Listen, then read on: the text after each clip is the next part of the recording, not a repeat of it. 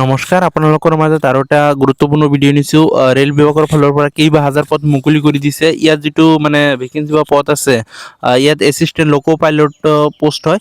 ইয়াত গোটেইখিনি তথ্য আপোনালোকে এটা ভিডিঅ'তে পাই যাব, কোনে কোনে আবেদন কৰিব পাৰিব আৰু ইয়াত মানে শিক্ষাগত যিটো অৰ্হতা, বয়সৰ যিটো সময়সীমা লগতে সেইটো কৈ দিম আৰু ইয়াত কেনেদৰে আবেদন কৰিব লাগিব, গোটেইখিনি প্ৰচেছটো এটা ভিডিঅ'তে কৈ দিম। আৰু মানে লাষ্ট ডেট আৰু কেতিয়াৰ পৰা এইটো মানে এপ্লাই সেইটো আৰম্ভ হ'ব সেইটো কৈ দিম। আপোনালোকে ভিডিঅ'টি স্কিপ নকৰি সম্পূৰ্ণলৈকে চাই থাকিব। ইয়াত মানে কৈ দিম কেনেদৰে আবেদন কৰিব লাগিব। ইয়াত চাব পাৰে ৰেলৱে ৰিক্ৰুটমেণ্ট বৰ্ড RRB, ইয়াত এছিষ্টেণ্ট লোকো পাইলট পোষ্ট, ইয়াত টোটেল যিটো ভেকেঞ্চি আছে সেইটো কৈ দিম। আপোনালোকে ইলিজিবল ক্ৰাইটেৰিয়া যিটো সেইটো কৈ দিম।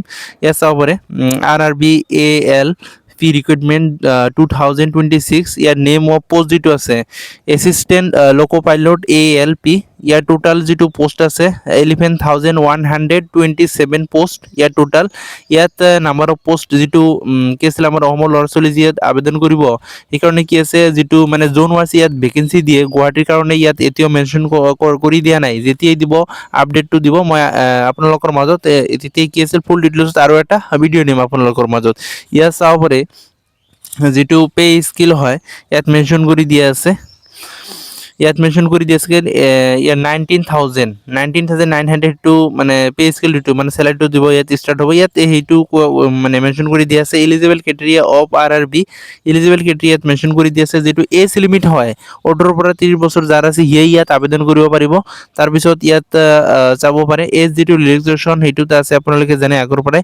OBC SC ST কাৰণে কি আছে, সেইটো OBC NCL ৰ কাৰণে কি আছিল, এজ ৰিলেক্সেশ্যন আছে 3 ইয়াৰ্ছ আৰু SC ST ৰ কাৰণে আছে 5 ইয়াৰ্ছ।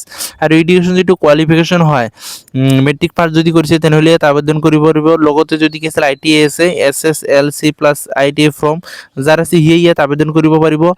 ইয়াত কি আছে, ইয়াত লগতে মেট্ৰিক পাছ হ'ব লাগিব, অথবা কি আছে ইয়াত ইলেক্ট্ৰিচিয়ান মেকানিক সেইবিলাকৰ কি আছিল, ইঞ্জিনিয়াৰ সেইবিলাকৰ কি আছে চাৰ্টিফিকেট থাকিব লাগিব, সিয়ে ইয়াত আবেদন কৰিব পাৰিব।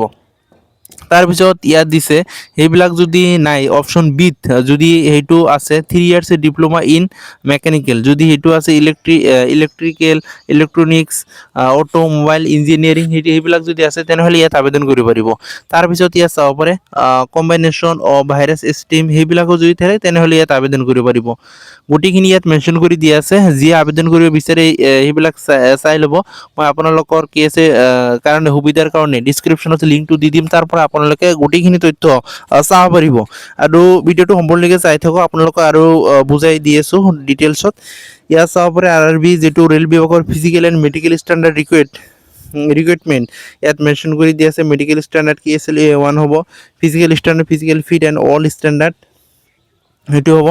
তাৰপিছত ইয়াত চাব পাৰে গোটেইখিনি ইয়াত দিয়া আছে। বেচন ষ্টেণ্ডাৰ্ড ইয়াত মেনশ্যন কৰি দি আছে। আপোনালোকে কি আছে লিংকটো দি দিম, তাৰ পৰা আপোনালোকে নটিচটো শ্বৰ্ট লিষ্ট এইটো মেনশ্যন কৰি দিয়ে। শ্বৰ্ট লিষ্টটো পাব্লিছ হৈছে, এতিয়াও কি আছিল ফুল ডিটেইলছত এতিয়াও পাব্লিছ হোৱা নাই। তাৰপিছত ইয়াত চাব পাৰে helpline of RRB ALP recruitment যিটো আছে, ফোন নম্বৰটো ইয়াতে হেল্পলাইনৰ কাৰণে গৈছিল, সেই ফোন নম্বৰ ইয়াত মেনশ্যন কৰি দি আছে, ইমেইল দি আছে, টাইমটো দি আছে। আৰু ইয়াত চাব পাৰে এপ্লিকেশ্যন যিটো ফিজ হয়, এপ্লিকেশ্যন যিটো ফিজ হয় ST SC ৰ কাৰণে, PWDৰ কাৰণে আৰু ফেমিলিৰ কাৰণে 250 টকা সেইটো দিব লাগিব মাচুলটো। আৰু আদাৰ মানে কি আছে জেনেৰেলৰ কাৰণে লাগিব সেইটো 500 টকা দি সেইটো আবেদন কৰিব লাগিব।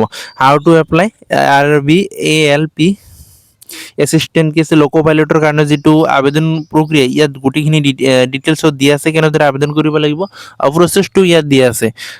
যদি আপোনালোকে নিজে আবেদন কৰিব বিচাৰে ইয়াত মেনশ্যন কৰি দিয়া আছে। আৰু আপোনালোকে নিজে যদি আবেদন কৰিব বিচাৰে তেনেহ'লে মই ডিছক্ৰিপশ্যন লিংকটো দি দিম, তাৰ পৰা আপোনালোকে আবেদন কৰিব পাৰিব। ইয়াত চাব পাৰে ইম্পৰ্টেণ্ট যিটো ডেটছ হয়, ষ্টাৰ্টিং যিটো ছাবমিশ্যন যিটো ডেট হয় 15 মে'ৰ 15 তাৰিখৰ পৰা কি আছে সেইটো কি আছিল ষ্টাৰ্টিং হ'ব। আৰু লাষ্ট ডেট যেতিয়া আছে, লাষ্ট ডেটটো অনলাইন এপ্লিকেশ্যন যিটো হয় মানে জুনৰ কি আছিল 14 জুনলৈকে ইয়াত লাষ্ট ডেটটো ইয়াত মেনশ্যন কৰিছে। 14 তাৰিখলৈকে আপোনালোকে ইয়াত আবেদন কৰিব পাৰিব। ইম্পৰ্টেণ্ট যিটো ৱেব লিংক ইয়াত মেনশ্যন কৰি ইয়াত দিয়া আছে। ইয়াত কি আছিল 15/5/2026 ইয়াত মেনশ্যন কৰি দিয়া আছে। চেনেলটো যদি এতিয়ালৈকে কি আছে ছাবস্ক্ৰাইব কৰা নাই তেনেহ'লে চেনেলটো ছাবস্ক্ৰাইব কৰি ল'ব, কিয়নো সকলো ধৰণৰ ইনফৰমেশ্যন ভিডিঅ' আপোনালোকক কি আছিল জব ইনফৰমেশ্যন ভিডিঅ' লৈ দিয়ে থাকোঁ। আপোনালোকৰ সুবিধাৰ কাৰণে ডেইলি এটা দুটা ভিডিঅ' দিয়ে থাকোঁ, সেইকাৰণে কৈছোঁ চেনেলটো ছাবস্ক্ৰাইব কৰি ল'ব। হ'ব আপোনালোকৰ নেক্সট আৰু এটা ভিডিঅ' আনিম।